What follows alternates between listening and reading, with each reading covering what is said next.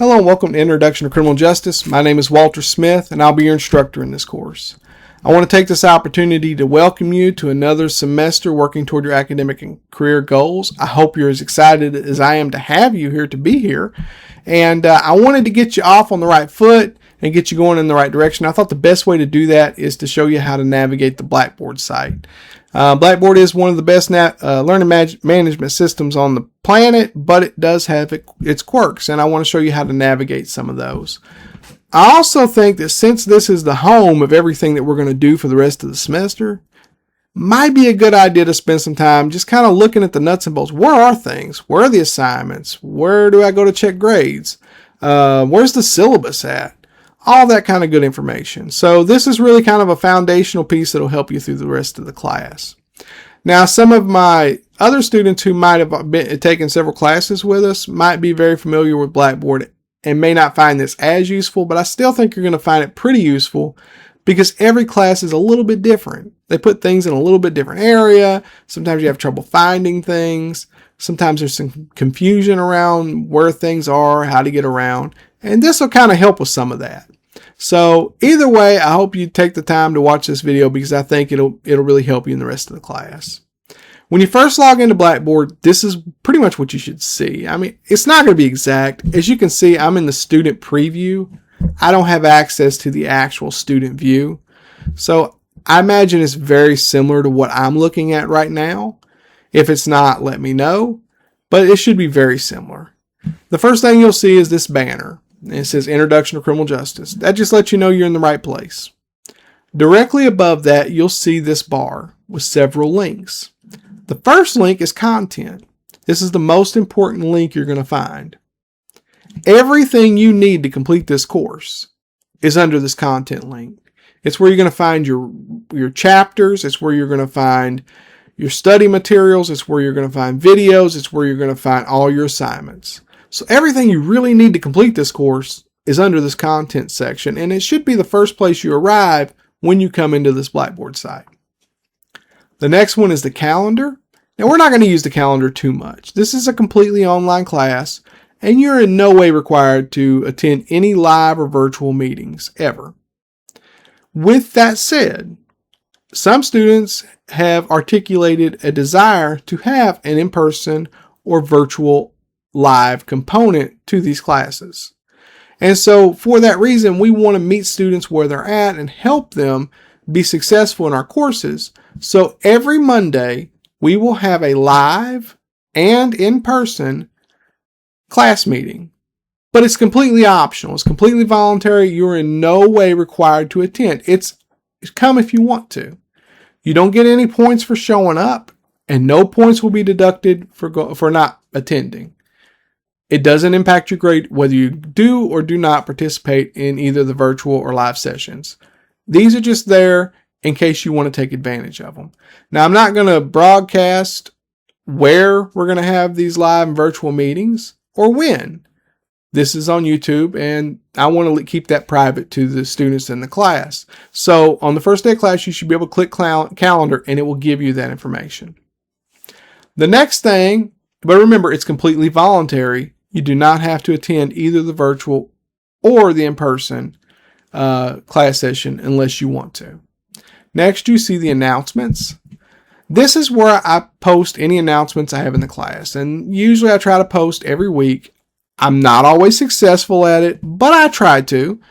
And I'll post things like how the class is going, trends I might be seeing in grading, maybe some informational points to help students better grasp the material that we're going over, that kind of stuff. So it's really important you keep an eye out for these announcements because they can have some important information about the class in them. Anytime I post an announcement, it should go to your KCTCS email as well. So please make sure you're checking that. KCTCS does use the email accounts of students as its primary way of contacting students. So not just for this class, but for a lot of other important information you're going to need as a student at KCTCS, it's going to come through your email account. So please make sure you're checking that pretty regularly. Now, another thing I post in announcements, and sometimes this is a little bit often, is I'll post things that are going on either in the community or on campus that I feel like are beneficial to you.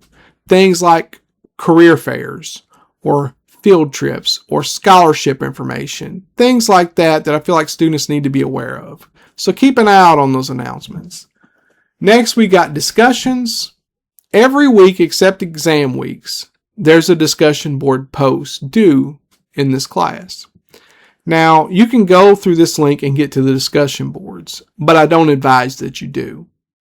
And the reason that I don't is because this is one of the quirks in Blackboard. If you go through this link, it just kind of jumbles them all together. It's really confusing for you, the student, to figure out what you should be doing. And it gets really confusing sometimes for the instructor on the grading end of it. So I really advise you don't use this discussion link. I'll show you a much actually easier way to get to your discussion boards. And if you go the other way that I'm going to show you, it'll be so much simpler and just clear for both the student and the faculty member. Next, we got gradebook. This is where you'll go to check your grades. Messages. This is where you can message me if you have a question, comment, or concern. Now, I want to hear from you. I want to help you. I want to help you be successful in this class. And I want to stress that. But this isn't the best way to get a hold of me. I will respond to messages in Blackboard, but it might be a while. I don't check several times a day in every Blackboard shell of every class that I teach to see if messages have been posted. What I do check constantly is my email. So really, that's the best way to contact me, because I'm going to see it a lot quicker. Now, with that, there's again a caveat. There's some issue with my email account. It's been an issue for a while. I don't know what the issue is, and I've never been able to get it resolved. But I don't get all the emails I'm supposed to get. And it's not just from students, sometimes from administration and different people. I don't get all the emails that are supposed to be sent to me. So if you send an email to me, you should get a response within 24 hours. If you haven't got a response, it could be that I just didn't get the email. So send me another email just saying, hey, did you get this other email?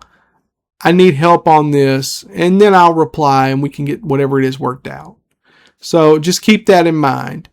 Another great way to contact me is you will have access to my physical office address on the Hazard campus of HCTC, my office number, my office hours, and my cell phone number.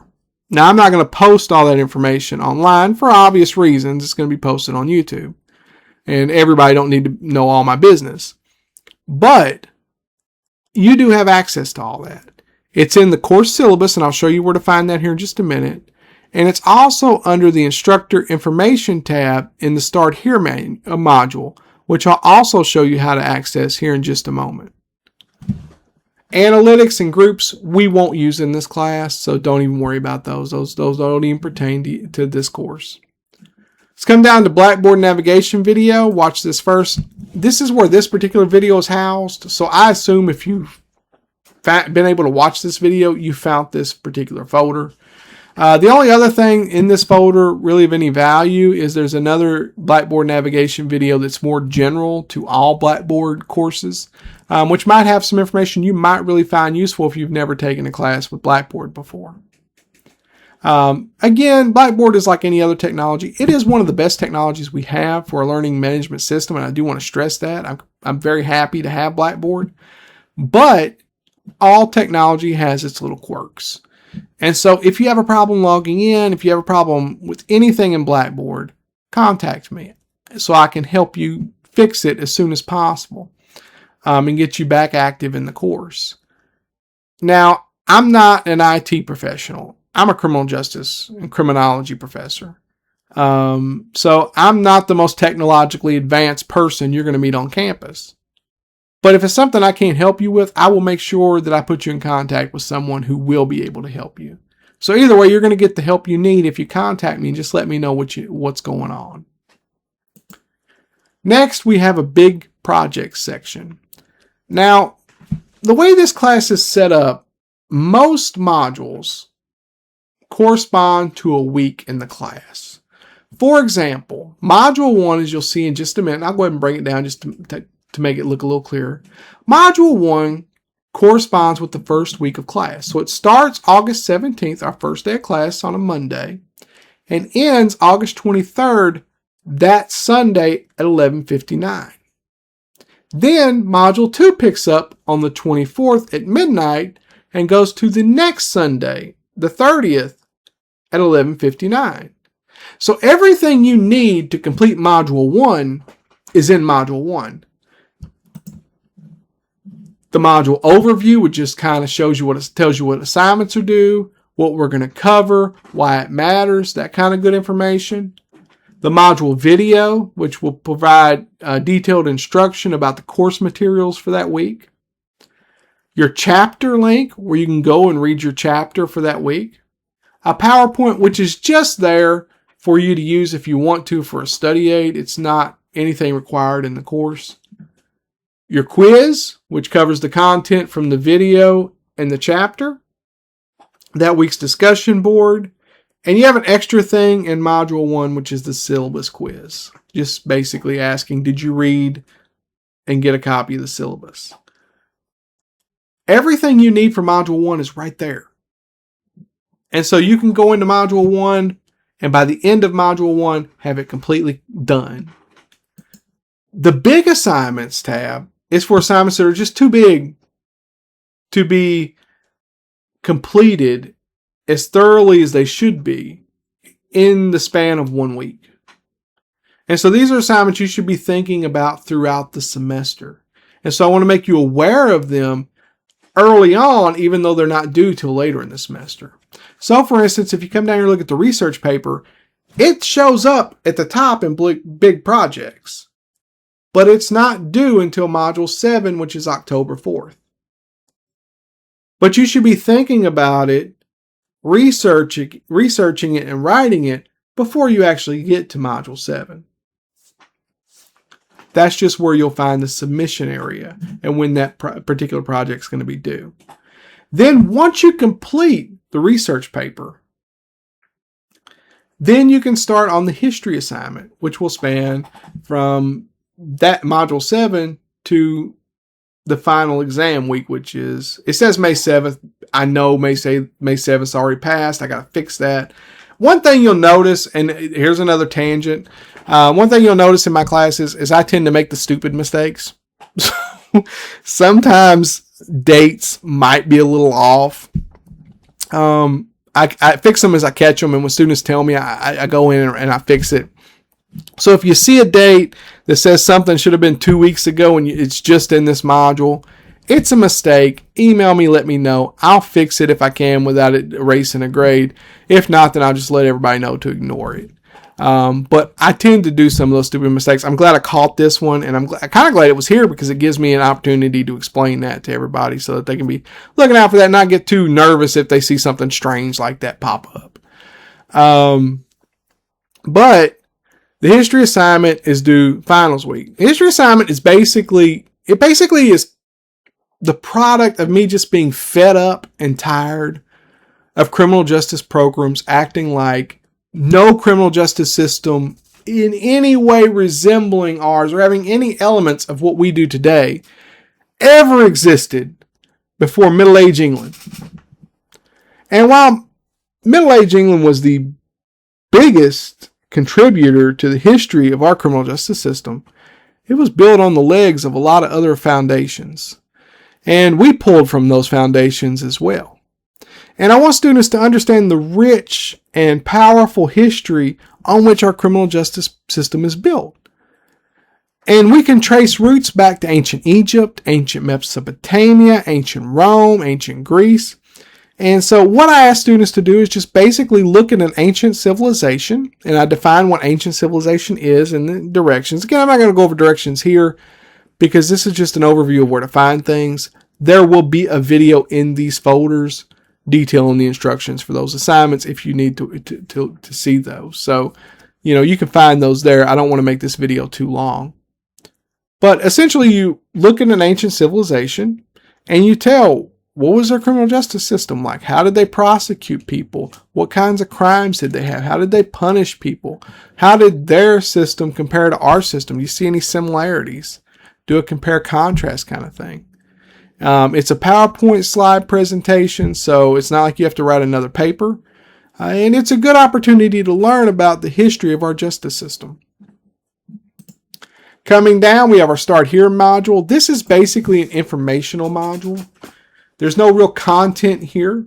It's more informational pieces that are important to you, not just as a student in this class, but a student in any class that you're taking. Course expectations, these should be the same in any classes offered by HCTC. And it's basic things. I'm not going to go over all of them. Basically, take ownership of your own college education. Take responsibility for what you're supposed to do. Keep up with the readings, keep up with the material, keep up with the assignments, participate, turn in your own work, not something AI generated or something you copied and pasted off a website. That kind of stuff. Course information, that's where you're going to find basic information about the course.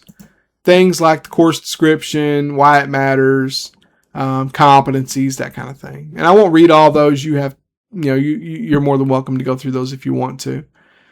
Basically what this course is just an overview, a broad overview of how the criminal justice system works. All the different components that make it up, how they interact and work together to function as a criminal justice system. What are some of the problems with the way the system functions? What are some of the good things that come out of the system? All that kind of good stuff. So it's really important if you're going to be a criminal justice student to understand a broad overview, because you're going to find yourself working in one part of the criminal justice system. And it's helpful to understand how the other parts function, why they do the things they do, as well as why you do the things you do, to give you a more holistic perspective of how the system works and make you better prepared to do your job. If you're not a criminal justice major, this class is still a really good class to take, because the criminal justice system is a very powerful part of our government. It's the only part of our government that can put you in prison and take away your freedom or the freedom of someone you know. And so you really need to know how that system works and have an honest and factual representation of what the justice system is, in case you ever find yourselves dealing with it, either with a family member or a friend or with yourself. And even if you're the best person on earth, there's a lot of wrongfully convicted people whose convictions are getting overturned every day. So it's always a good idea to understand this material.